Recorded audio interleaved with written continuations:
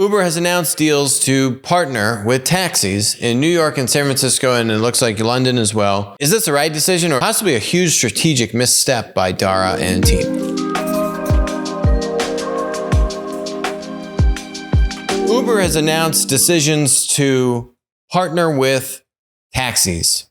Uber is partnering with the local technology company, each of these cities, New York and San Francisco to start with. And then they also announced an agreement with kind of the authorities in London to get a license to operate in London. Uber's been feuding with London for years now. So Uber is now partnering with this company called CMT, Creative Mobile Technologies in New York.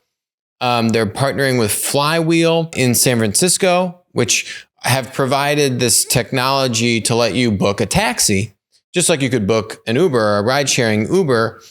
But now, these tech companies would make similar technology for the taxis. And so now Uber has announced that they're going to integrate with those tech companies and allow you to book a taxi in New York and San Francisco and maybe other cities. I don't know if they're going to do this in other cities. Maybe this is part of the deal in London that how they got London over the hump for Uber to operate in London. So stock is up like 13% on this news of the London deal and them kind of playing nice with these cities, I guess it is. Keep in mind, though, you rewind to when Uber IPO'd, which was at like $41 a share, like 3 years ago, May 2019. They're still down at $37 a share, right? It's still, if you put money in at the IPO price, you'd have still lost 10% of your money, even after everything that's gone on with these crazy tech multiples and asset price inflation and all these things we keep talking about on the show. You would still have lost money on your investment in Uber. This decision, it just seems weak to me. There is no way Travis Kalanick would ever sign a deal to let you book a taxi in the Uber app, right? Like, he'd probably burn the entire thing down before capitulating. And it's a capitulation. To me, it's a sign of weakness. And now there's going to be more cities with their tin cup jingling in your face, Uber. Hey, where's my deal with the taxis, right? And these cities get paid off, by the way, by these taxi programs. The cities collect checks to operate via medallion, right? So like the cities get money from these taxi programs. So the city, now you've just kind of opened the gate even wider. I mean, there's already, the taxi and limousine commission in New York, for example, right? Like if you're going to be a driver on Uber, you still have to get a license in that region. And there is some regulation, but it's nowhere near to the extent of having a taxi medallion, right? They've just invited being taken advantage of further by cities and municipalities. They have given a boost to the otherwise kind of down and out market for quality drivers, for, recruiting drivers to drive a taxi. I know a lot of people in the taxi business, and this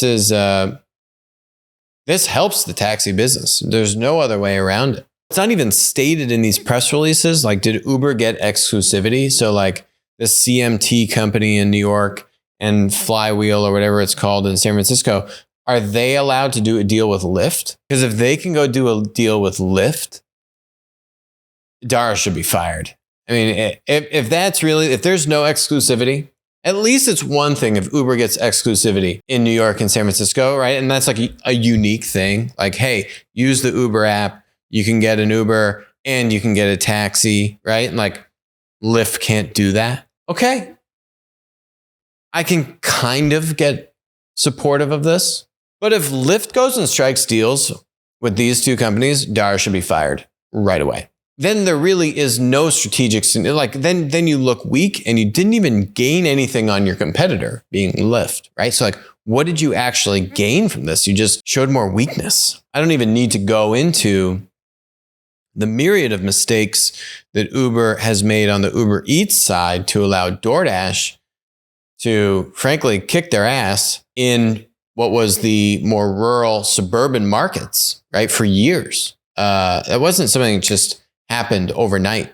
DoorDash was executing that strategy brilliantly. This was happening right around when Travis and crew were kicked out. We've made many. Go check out our videos on this where we highlight the former chief business officer of Uber. I think his name is Amir Efrati, tweet storming about the ignorance and complete mismanagement by the new management running Uber Eats to let DoorDash eclipse them, and eclipse them quite dramatically in terms of market share in food delivery in the United States. So they have made a lot of mistakes. You know, I have been Uber's biggest fan, mind you, okay?